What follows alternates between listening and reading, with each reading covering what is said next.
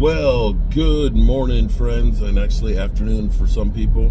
Mark Holmes here, and as always, I appreciate each and every one of you guys. Today we got practice. We gonna be sitting here talking about practice. On my way for my last practice of Oxnard. We leave on Monday. I'm debating. I'm just sitting here. I'm sitting here and thinking about the game on Sunday, whether or not it's worthwhile to go. I've had such a great time with my kids and things like that, and I've been so busy running back and forth between getting over to the stadium, taking the car and going there for practice, and then going through to Red Robins and things. Life is short and life is precious, and having the opportunity of spending time with my wife and my two daughters has been amazing. And I'm debating on that last day of being here if I should say, you know what, screw the Cowboys, or if we should go to the game. Leave in the comments what you think about that, and let me know, do you really want to see the Cowboys preseason game, which maybe a lot of players that won't be on the team. So as I go through here and as I'm riding over to practice, my observations of my week of being here, first and foremost, let me say that I've probably been, this may be the fifth time I've been to training camp, that this has been the quietest training camp that I've ever been to. The crowds, we've had, good amount of people, that are standing on the fence line and stuff, but not a lot in the stands.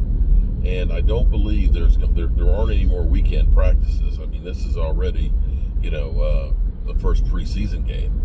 There's basically only one more week, I think, here. So there aren't any more weekend ones.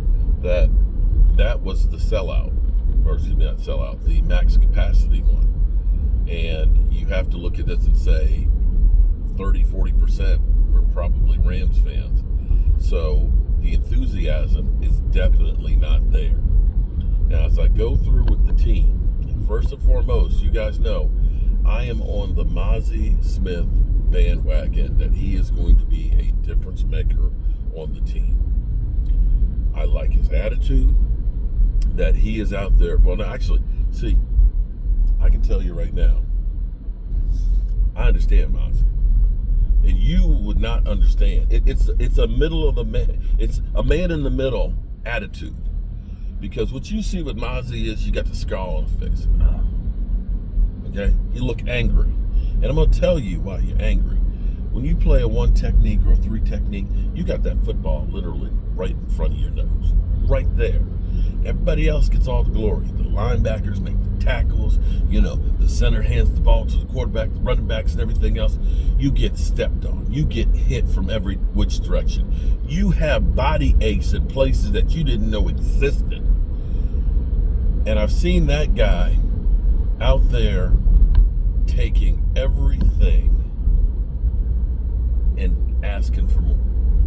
First man on the field working out, and one of the last men to leave. He has put in the work to be better. I love that. And if this team is going to win, that guy is going to be key. The next thing, I love the fact that we now have a plethora of linebackers. That we got so many linebackers, you can't walk around training camp without tripping over one of them. We literally went from having safeties for linebackers going into the playoffs. Literally malpractice done by the Cowboys. Eric Kendricks is the guy who understands the system. This is what I wanted before with Bobby Wagner, with Dan Quinn.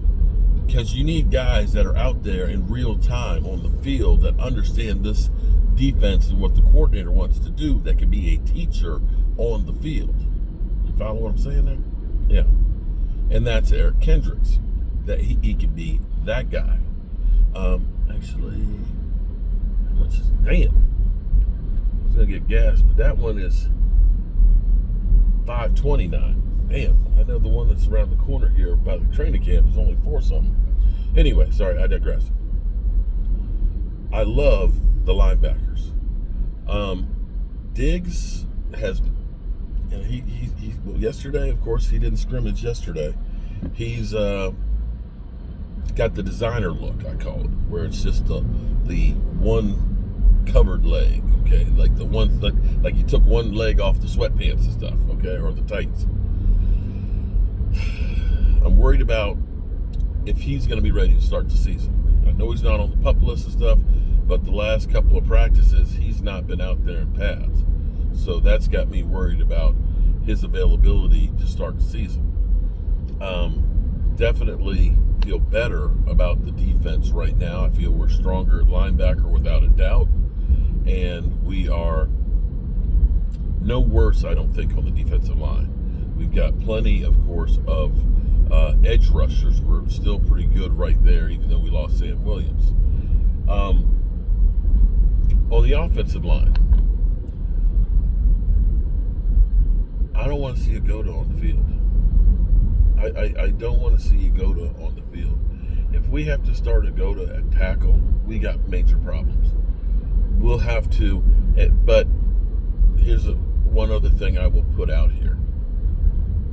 If y'all remember the Chaz Green game where Claiborne literally got a contract because he got like 5 sacks on Dak when we played him against Atlanta. The thing that was crazy to me was we did not adjust what we were doing.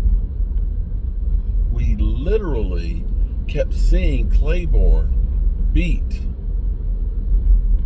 Chaz Green over and over and over again, and they didn't give him any help. They didn't change anything. It was just like, okay, well, he'll get him next time. No, he won't. At least I will say with Dan Quinn, see, look at this one. That's the one I was talking about. That gas station's $4.39. I should have enough to go to practice and then come back. The 7-Eleven is at $4.39. That one was $5.29. Literally 90 cents. I will say that the Cowboys will probably be better with Mike McCarthy adjusting if we have to have a Chaz Green. Okay? I'm going to say wide receiver wise, if we can get CD Lamb in there, we are so far and away better at wide receiver than we were when I was here 2 years ago. 2 years ago, we had guys like Dennis Houston and Noah Brown and Michael Gallup coming off in here.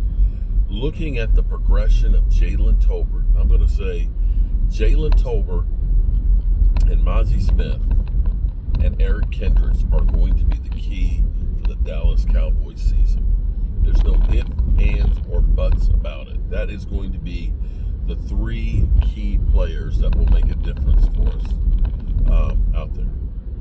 The offensive line, Brock Hoffman seems to be taking control of the center position. I don't think we're any worse than we were last year. I think we, in the long run, I think we're going to be better than Biadasz. Tyler Guyton, we heard a lot of things about Tyler Guyton that would lead you to believe that he was not going to be ready to play, that Chaz Green would start camp as the number 1, and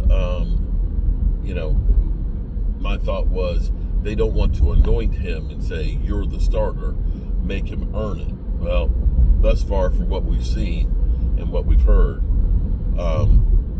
Tyler Guyton is definitely better than Chaz Green. Excuse me, definitely better than Chaz Green, but definitely better than Agoda. Okay, so that's where we are there. Zeke has had some flashes of Zeke of old.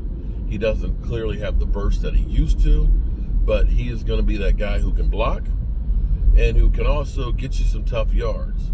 And Rico looks very, very fast right now. So, and Jake, oh man, Jake Ferguson. Jake is about to step up into the elite territory. If you ask me. And I was saying about Jalen Tolbert, you can see Jalen Tolbert and Dak Prescott, that those guys are becoming best buddies. And you can see the trust factor that Dak has gotten. I don't want to give Jerry Jones credit, but, when they drafted him to be, basically they wanted to say, we lost Amari Cooper, but, we got that Jalen Tolbert there, where we're thinking, okay, this guy's going to come out the box and be great. Maybe what he'll be is the reverse Michael Gallup. Because Michael Gallup, the second half of his rookie year, all of a sudden turned it on. His second year, he was incredible. But from that point on, after that pinnacle, he started to drop. And he wasn't the same guy by the time he got that contract.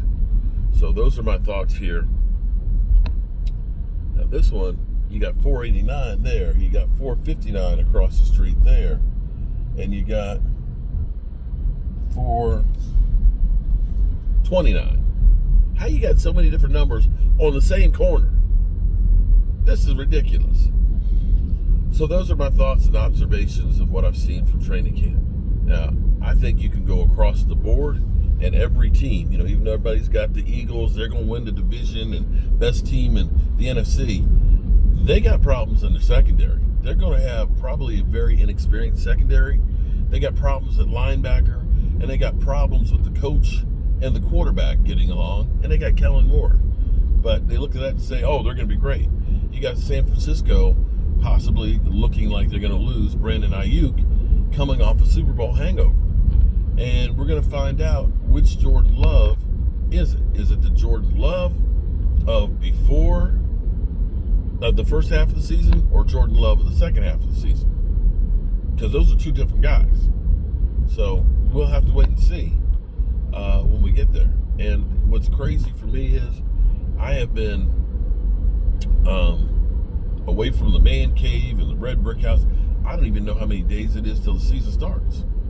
We got to be under 30. So, yeah. And as I'm looking, I'm betting that today is going to be a light practice, because what the team is going to start doing is getting into their regular season type working.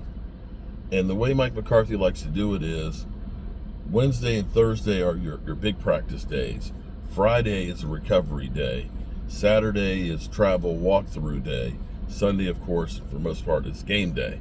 Monday is rehab and film. Tuesday's the off day for the players. So I'm expecting that this is going to be probably a short practice after having the practice yesterday, giving the guys a chance to recover before Sunday. So make sure you let me know in the comments thoughts on, got to give the Cowboys $10 more. $10 more for parking. I'm not doing the $23. I paid for the wristband one time and never went on the sideline right there. I think what we'll do today, since Law Nation is not here, he should be touched down by now. I may go ahead and live stream, and I learned something yesterday is when they play the music, you better go ahead and mute the mic, because if you don't mute the mic, it gets blocked. And so I got shut down yesterday on my live stream. So live and learn, and that's where I'm learning from nothing but the best. All right, people, see you in practice.